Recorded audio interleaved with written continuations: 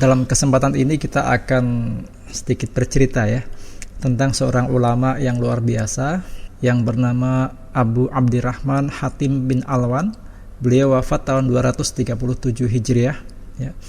Beliau seorang yang zuhud, yang sederhana, tapi ilmunya luar biasa. Beliau ini salah seorang dari murid Syekh Syaqiq Al-Balkhi. Ya, mungkin pernah ingat ya cerita kita juga yang pernah kita bahas tentang ulama Syekh Syaqiq Al-Balkhi ini ya. Nanti kita coba review kembali insyaallah. Abu Abdirrahman Hatim bin Alwan ini lebih dikenal dengan sebutan Hatim Al-Asom, Hatim yang tuli ya.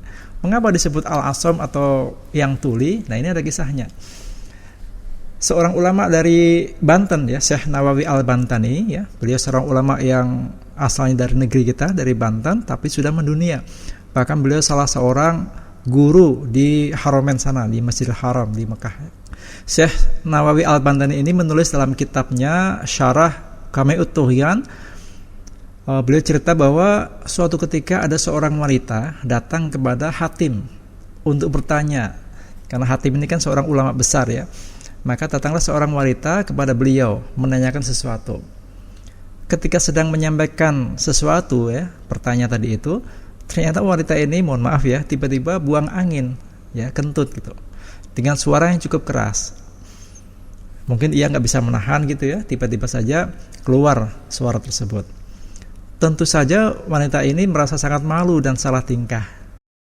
Melihat tamunya malu dan salah tingkah, Hatim ini memperlihatkan diri sebagai seorang tua yang kurang pendengaran.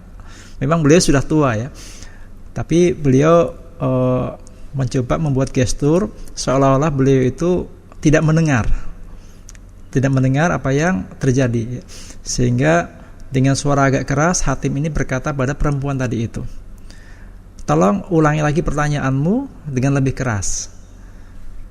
Hatim melakukan hal itu untuk menjaga perasaan tamunya yang pastinya malu akibat suara kentut tadi ya, yang nggak bisa ditahan. Ternyata strategi beliau ini berhasil. Dengan perkataan Hatim itu, sang wanita yakin bahwa Syekh ini, yaitu Hatim tadi, tidak mendengar suara pertanyaannya, berarti juga tidak mendengar suara kentutnya. Ia merasa lega dan bersyukur. Ternyata Hatim sudah kurang pendengarannya. Maka wanita itu pun mengulang pertanyaannya dengan perasaan lega. Dan semenjak peristiwa itu, Hatim disebut dengan Al-Asom, artinya Hatim yang tuli. Masya Allah ya, betapa halusnya perasaan ulama saat itu, yang dalam hal ini Hatim Al-Asom ini ya. Ia tidak ingin tamunya merasa malu di hadapannya. Sebuah adab dan akhlak yang luar biasa tinggi yang telah dicontohkan oleh beliau ya, mengajarkan kepada kita untuk menjaga perasaan orang lain.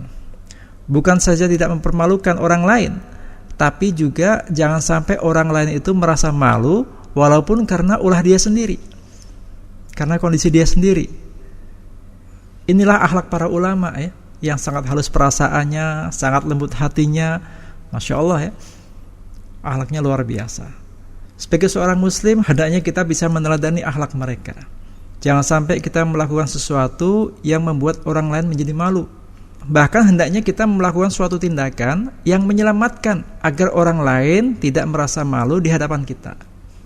Ada satu kaidah, jika kita belum mampu memuliakan orang lain, maka janganlah kita membuat malu orang lain.